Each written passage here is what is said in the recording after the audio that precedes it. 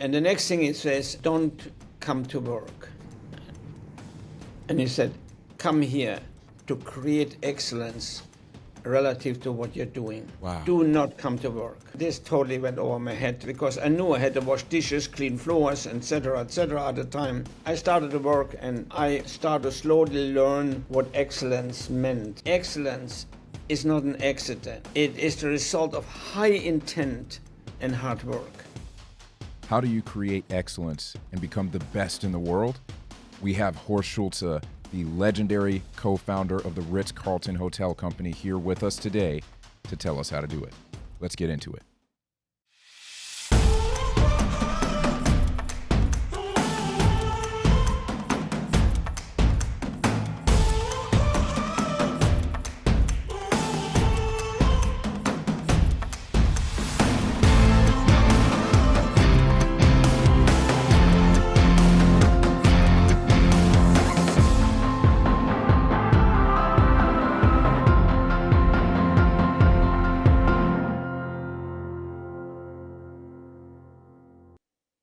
Ladies and gentlemen, welcome back to the show. Today has a special meaning to the term, ladies and gentlemen, because we get to welcome one of the legends of customer experience, the world-renowned legendary hotelier, Horst Schulze. If you've heard anything about Horst Schulze, you've probably heard the mantra that he created that became a cultural cornerstone at the Ritz-Carlton that says, "We are ladies and gentlemen serving ladies and gentlemen." Horst has a storied career that started out with him working in the hotel industry, eventually moving into becoming the co-founder of the Ritz-Carlton Hotel Company, which became the #1 hotel company in the world. And he has done it again now as the founder of Capella Hotel Group by making Capella Hotel Group the #1 hotel company in the world. Horst is also an author, and he penned the book that we'll spend time talking about today, Excellence Wins. This book is absolutely incredible. There were points in it that brought me to tears. You can and should pick that book up wherever books are sold. And I'll be here to tell you about more ways that you can connect with Horst towards the end of this episode, so be sure to stay tuned for that. This is one of the most important episodes that I've ever recorded because Horst doesn't just talk about creating excellence in the hotel industry. He talks about how to create excellence in every aspect of your life. So grab a pen, grab your notebook, be ready to watch this episode multiple times to be spurred on to excellence. Here's Horst Schulze. All right. Horst, thank you so much for being on the show. I am a huge fan. People have heard me talk about the Ritz-Carlton Hotel Company and the legend behind it and the principles, and it is an absolute honor to be talking to the man that made it all happen. Thank you so much for being on. Well, you're very kind, Devin. It's my honor to be with you. I think that it's incredibly powerful, your story, where you came from, the dream that you had about being a hotelier. I would love for you to tell the story of that. You tell it in your book, but for anybody who hasn't read, I think it's so important for them to know your background and how you stuck to your guns about that. Let me maybe even add something on it, the follow-up that I didn't express in the book so much, because you may have young people, and I'm so concerned about the value thinking about young people today. I'm concerned not for me, for them. Consequently, I have kind of. So my background. Okay, I grew up in a small village in Germany. After the war, mind you, I was born in '39, so after war. And when I was 11 already, I asked my parents that I would like to work in the hotel business. And I don't know why. Nobody knows why. Because there was no hotel in the village. There was nothing there. And it was against any thinking at the time. You went into jobs. If I would have said butcher or roofer or engineer, now that would have been something, or architect and so on. That would have been applauded, but hotel business, service business is not good. And by the way, I mean, then I have to tell you, and maybe we have to break that down sometimes.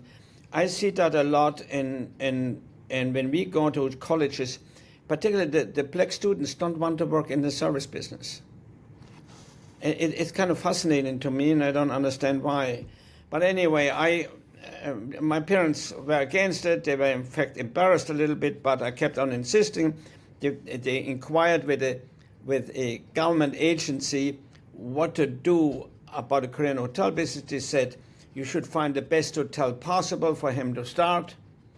And sure enough, they got a job which was unusual to get at the time, was difficult, in the best hotel in the region, which unfortunately happens to be 100 kilometers away. And Devin, at that time, that was very far. We had to take the train, change a few times and so on. So with 14, I left home and stayed in a dorm room in the hotel and worked in a hotel. Now, before my parents took me there, they made it very clear, this is a very fine hotel, only for very fine ladies and gentlemen. We could never go there. Now behave yourself accordingly, and all the stuff that parents would tell you. The first day there, the general manager talked to me and my mother. My father was working, my mother took me there. And he literally said, look, our guests are very important, ladies and gentlemen. You are only here to learn how to serve those very important ladies and gentlemen. All of you in service are here to take care of them, and blah, blah, blah. And he said, you're not important, but they are. He literally said that. Anyway, the next person I meet was the maitre d', the head waiter of the restaurants and food and beverage operation of the hotel. And he was an unusual gentleman who impacted my life totally. He looked at me when the first day and said, now tomorrow you show up here at 7 a.m. If I meant 1 minute after 7, I would tell you so. With one sentence, he established discipline and rules and regulation and expectation. Wow. And of course, I was very young. It all went over my head at the moment. And the next thing he says, and don't come to work. And he said, come here to create excellence relative to what you're doing. Wow. Do not come to work. And now, Devin, this totally went over my head. No excellence, because I knew I had to wash dishes, clean floors, etc., at the time. Well, I started to work, and I started to slowly learn what excellence meant, because excellence to this, and I try to teach that now to my family, to anybody I can, excellence is not an accident. It is the result of high intent and hard work. And he made that clear. Your intent is not to work. Your intent is to create something excellent. Your intent is not just to bring food to the guest. Your intent is to make them feel well. It's that there should be always, as a human being, we are not just fulfilling function. Our function should be a higher intent. Things fulfill functions. The chairs on which you're sitting fulfilling a function. If you're a human being, you should have a higher intent in all your function. And that was so clear with this, to see in this gentleman who did everything for a higher intent. And he said, don't sentence yourself to be nothing but a chair. Accomplish being a human being that thinks and have higher intent. So working there for the next, and in fact I went to hotel school, and all the kids, once a week, all the kids from the school come there. After about 2 years, the teacher asked us to write an essay, what we now think about our work. And another moment happened there, which again impacted my life there. I went back to work that night and thought, and went through my mind what I'm going to write about, and because I planned starting that night to write on my essay. And I turned around and saw the maitre d' just entered the room, and he approached a table. Now, mind you, we are the servants, and they are very important, ladies and gentlemen. We were told that. And he approached that table, and the guests on that table were proud that he came to them. Now, wait a minute, that's a reversal. And I realized, yes, everybody is. Wow. And when I went up later and started working on my essay, I contemplated that. It didn't go out of my mind. And I wrote about that maitre d', because I realized for the first time, well, very simple. Why did people proud? Very simple, because he defined himself as a fine professional. He defined himself. And I realized for the first time, I define myself. And if you think about society today, we blame everybody to define us, the government, everybody. It's not true. We define ourselves. And I saw that as a 16 years old, and I said, oh my gosh, what a beautiful thing. Even if I'm a dishwasher, I still can define myself as a person of excellence. Absolutely. I mean, and I got for the first time to coming to work to create excellence. I can define myself. And it was such an overwhelming thing. Well, after 3.5 years, I left that hotel. Before I left, he said, look me in the eyes and promise me never to go to work. Never, always go there to create excellence. I promised him. I took off to work in the finest hotels in Europe, truly the finest hotels in Europe. And then I came to the US and I worked in the Hilton in San Francisco in the Tenderloin district. Now, what I tell you now, I hope that if young people are listening, that they really hear what I tell them here, because there was another huge experience for me. My intent in that hotel was to get a promotion to room service supervisor. I was a room service waiter. My whole life plan was around that promotion. I want to be promoted, go back to Europe, have learned the language better. I know I'm still working on that, okay? Have learned the language better, have learned another culture, learned new systems, learned a lot, and I had a promotion, and that's how I will build my career in Europe. I could see that would happen because there were 4 supervisors in room service and a manager, and I was there short, only 2 months. One of them got promoted to restaurant manager. And I said, next time one of them gets promoted, I get that job. Because I am the best waiter here. And the manager was German. So I knew that was my job. And everything was in my plan. My plan is I do that and I stay 8 more months or maybe even a year, and then I go back to Europe, and then now I know I'm going to do my career, and I can say I was promoted, and all the things went through my mind. And sure enough, a few months later, one of the supervisors got promoted. And the manager called everybody together, the German manager, and said, you know that Bill got promoted, let's congratulate him. And so we're going to promote the next supervisor, and the next supervisor is Fred. And I knew I wasn't Fred. Let me tell you. That was a blow to my ego, and what did I think? Young people, what did I think? Oh, what you would think. Stupid management. Management is wrong. Management is against me. They're wrong. And that's what I thought. It took me several months to admit the other guy deserved it more. I went to work. I was very young. I partied in the evening. I come in and I was very tired. You could see from 100 yards that I was tired. I went in and said, or said nothing. And when the manager asked to do some side work, I said, why me? The other guy came a little bit early. I came a little late, a couple of minutes. What's the big deal, a couple of minutes late? Well, the other guy came a couple of minutes early. The other guy said, friendly, good morning, everybody. Nice to see you all today. And when the manager asked a question to do some side work, he said, I'm happy to. And I said, why me? When I came to the realization, I went to my furnished little dirty room in the Tenderloin district where I lived, and I talked to the maitre d'. No, he had died in the meantime. He didn't show up, but I talked with him. And I apologized and said, I went to work to work.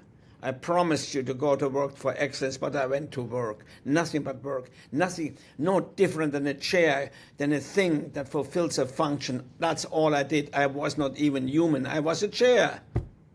A chair works. I'm a human being, and I didn't do it. And I promised him it would never, ever happen again. And it never happened again. I promise you, it never happened again. I can tell you, I got my promotion. After I was promoted, not long after I was promoted to catering manager, not long after I was promoted to assistant food and beverage director, a year later to food and beverage director. Then I joined Hyatt. I'll give you an idea. I joined Hyatt. And I was food and beverage director of the Hyatt Regency Chicago. 1.5 later, I became rooms manager. A year later, I became general manager. 2 years later, I became general manager over a much larger major Regency hotel. 2 years later, I became regional vice president over 10 hotels. 3 years later, I became vice president over 65 hotels in the US.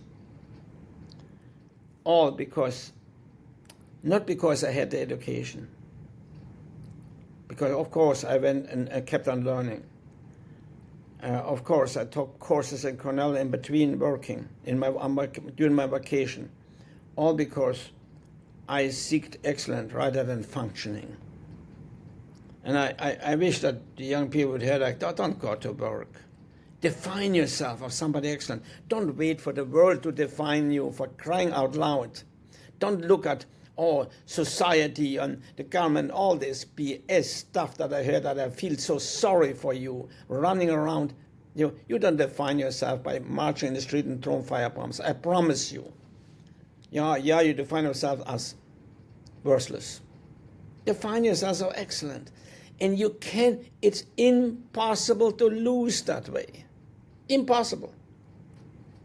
I 100% agree. 100% agree. I think that, I mean, there's so much there. I love the recounting and the what you said about what the maitre d' said to you, that you are not the same as a chair. Don't just function. I love that, because there's something that's being said about the nature of why you were created. You were not created to just function. You were created to create excellence, and I love that. I love that. That's a decision. No matter where we are, we blame everybody around us for everything. Your destiny is your decisions. That's it. It's your decision. That is your destiny. Your destiny is not a coincidence. It's the decisions that you made. And if the decisions are for excellence, well, then you will end up excellently. That's it. Devin, I spoke to a group of new employees years ago, and I told them about who do you want to be, and they decided in their department. It was a new hotel, and they decided to say, we want to be respected as the best department. So I turned around and wrote that on the flip chart, the best, and I said, from now on, that's the reason to come to work, to be the best. And somebody behind me shouted, I come to work for money.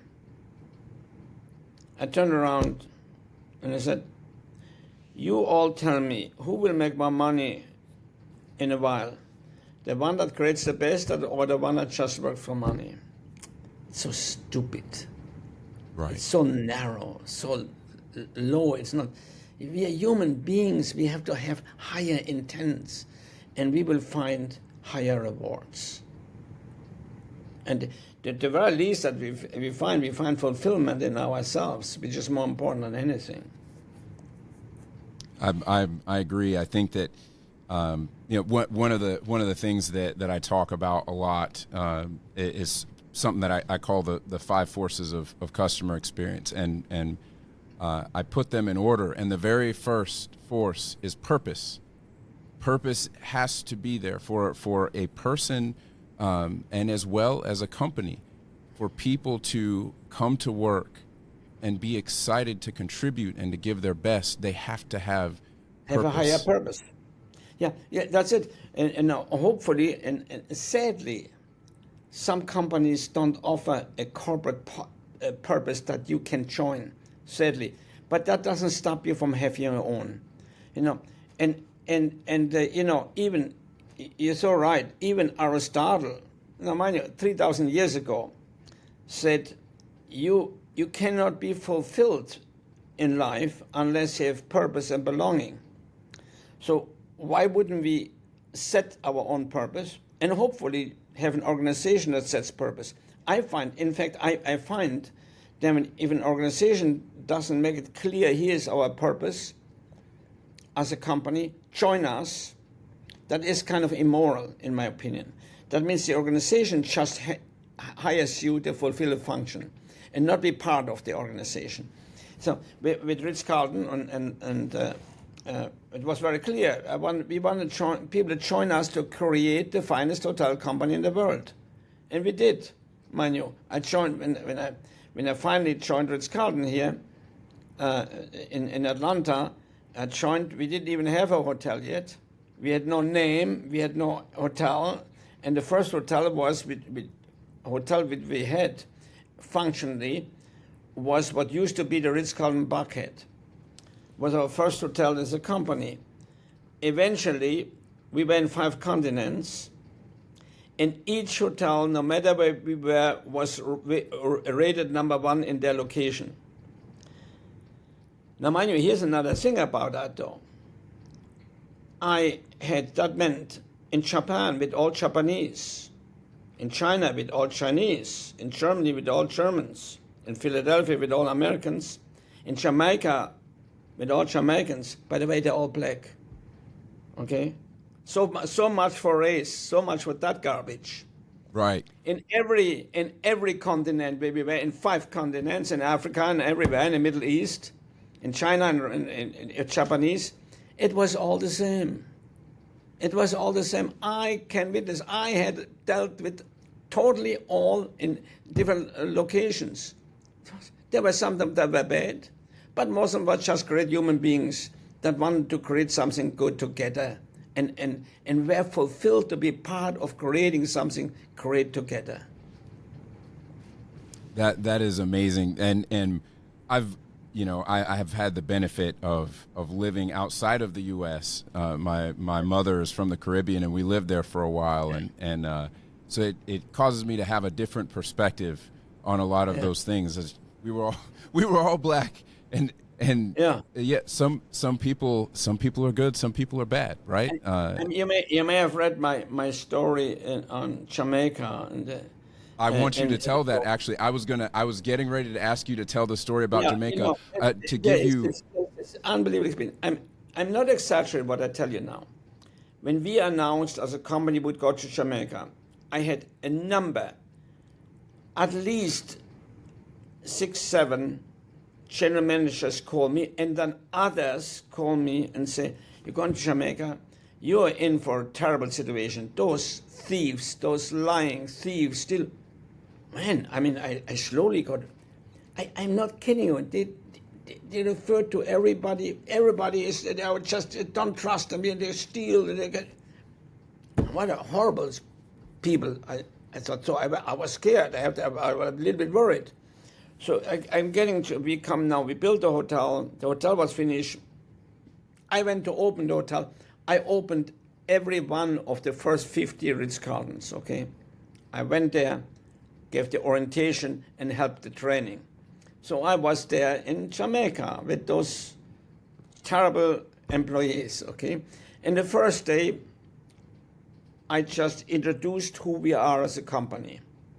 And I made it very clear, we're in the service business. But I made it very clear, but you are not servants. Our employees are not servants. We are ladies and gentlemen, and our profession is service to ladies and gentlemen. and we act and behave for ourselves, ladies and gentlemen, even though that some guests may not behave with that. But nevertheless, they paid to be treated like ladies and gentlemen, and we don't allow them to make us less than ladies and gentlemen. That was the first day discussion. And with these new employees and everybody listening intently. Next morning, I went for a run, which I usually did in the morning early. I left very early. It was dark still, and went by the golf course there, the White Witch, if anybody knows the area, and running there. And on the way back to the hotel, all of a sudden I see some people walking there. They were dressed at their finest. I thought, wow, there must be a funeral going on, or a wedding, no, not in the morning, or it must be a funeral. Then I see more and more. And I wonder what is going on. And they walked toward the hotel. And as I get closer, they're walking into the employee's entrance in the hotel. And afterwards, when I talked to them, because I said, we are, and we acted, ladies and gentlemen, they all dressed up the next day. And I got to love those people. In fact, the years after, we brought many of them to the US because we want to help them with their wonderful attitude. And we put them into our club lounges and so on because of that wonderful service, excellent elegance attitude that they had. They served with elegance and class. It was just wonderful. Some of the most wonderful people I ever worked with. But so much for stupid statements that we sometimes put in our mind. We all get some stuff in our mind that culturally that is totally wrong. I can tell you, when I came first to the United States, let me tell you a silly story here. I think it said in the book, the first day I had to serve, when I first day working, I had to serve fish. So coming from the best places in the world, I asked, where are the fish knives and fish forks? I didn't have any. That was so terrible to me. I thought, all of you are barbarians serving fish without fish forks and fish forks. Because that's what I knew culturally. You don't do that. So I actually nearly went back to Europe because of that. That's how crazy ideas we have culturally in our minds. We can't help it, but we have to have an understanding about it. That's what it is, and so understand a little bit. But so the opinions was, gee, they steal because they heard that somebody stole one day. Well, they're stealing here too, okay? And the generalization then, and I found the total opposite. Total opposite. That's how it is, and I had such fabulous cultural experience around the world. I mean, we had a hotel in St. Lucia, we had a hotel there in Jamaica, and so on. And of course, in Africa, in the Middle East, in Japan, what a great experience I have. I still am in contact there with so many people after 25 years. In fact, they just celebrated their 25 years anniversary, and I spoke to the employees and the ownership and their reception that day.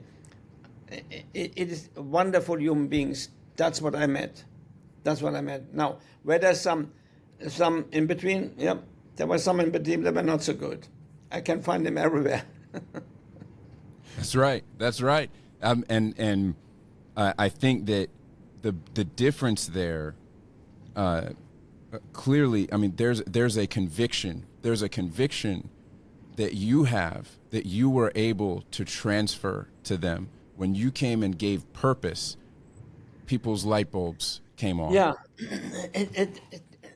Devin, excuse me. In fact, if a manager would tell me, while I asked for this employee, he used to be here. Well, he's not here anymore. We let him go. Bill, hypothetically, Bill, he was not good. I said, whoa. Wait a minute. Bill was not good. Wait a minute. Then why did you hire him? You are the one that has a right to hire him, not else. So maybe there is something wrong with your hiring process. Or maybe you didn't orient them right.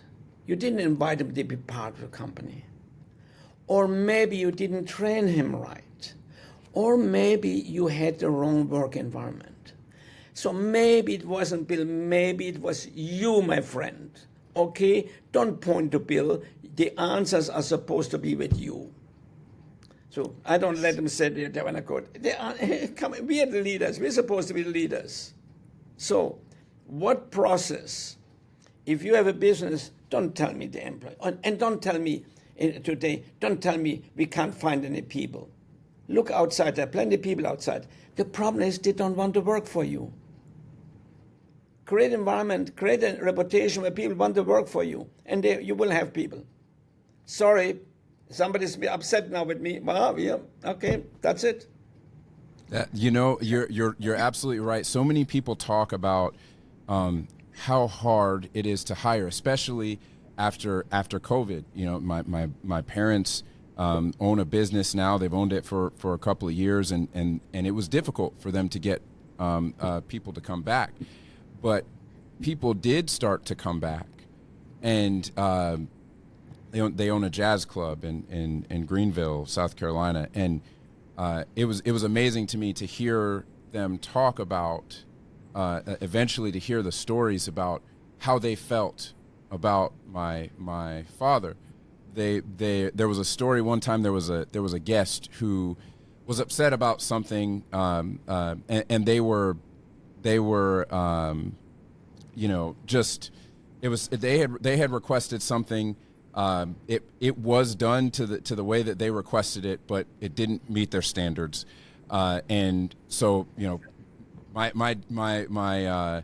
dad is in the back. He's actually helping in the kitchen, and the guest starts to get belligerent about it, and nobody had treated them poorly. By the way, I know the guy.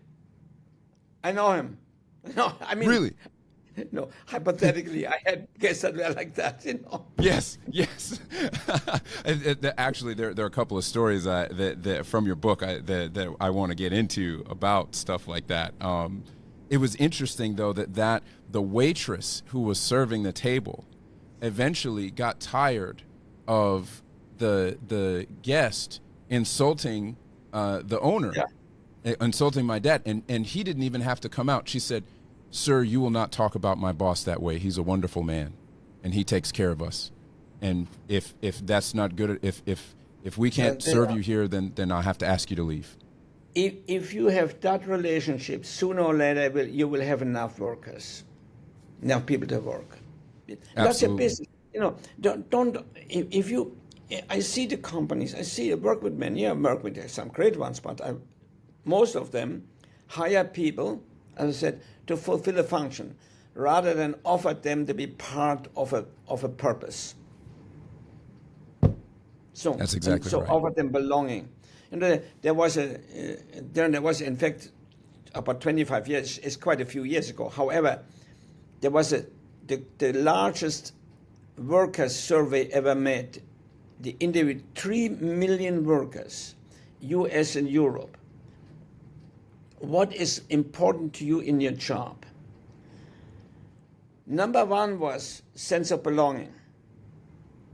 Well, and if you would have asked before, everybody would have said it's money. Well, money was number 6. Wow. So there you are, sense of belonging. But do we offer a sense of belonging? We don't offer it, and then we complain that the employee is not good or that I can't have employees.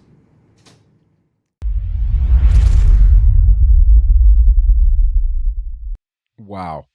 Can I even summarize that? Can I even give it words? That is just part 1 of 2. There was so much here that I wanted to split it up into 2 episodes. And so I really hope that you come back for the next one. But let's try to see if we can do a decent job of talking about the most important things here. Here is what hit me. So, 1, we don't have the right to sacrifice excellence for mediocrity. We don't have the right to let stuff slide. We have a responsibility to do the best that we can. And when you hold yourself to that standard, you can hold everybody else to that standard, and they'll respect you for it. Number 2, everybody's the same everywhere. Make sure that you keep that in mind when you're hiring, that you keep that in mind when you are making a judgment call about anybody. Everybody is the same. Everybody's equally capable of good and equally capable of evil. It doesn't belong to one special group one way or the other, so judge accordingly. Third, leaders ought to lead. If an employee is not working out, the first place that you need to look is yourself. You need to look at your leadership team. Did you fail the employee in some way? Were they set up for success? Did you give them what was necessary for them to carry the passion that they ought to carry for their work and for what you're doing for your customer in their everyday work? Did you transfer that to them? Or did they just come in and basically get put out there to do their job, to be a cog in the wheel, and never really have any sense of real purpose? And is that why you're getting the result that you're getting? Man, tough stuff to think about, tough pills to swallow. However, stuff that's going to make us better. As I mentioned at the beginning of the show, there are many ways to be able to engage with Mr. Schulze. Be sure to head to horstschulze.com to be able to see a lot of the many different resources and ways that you can glean wisdom from this awesome gentleman. Be sure, if you haven't already, to pick up his book, Excellence Wins, wherever books are sold. I have really enjoyed this book, and I know you will too. And last but not least, be sure to check out archandtowerplus.com to be able to access online courses that Mr. Schulze has available on leadership and other topics. I'm sure that you'll get a lot out of those. I know that I will. Folks, if you liked what you heard, please make sure to give us a like and a subscribe on YouTube. Be sure to subscribe to the podcast on Apple Podcasts to make sure you know when the next one is coming out. And until next time, keep outserving your competition on your relentless pursuit to become an experienced leader. Catch you in the next one.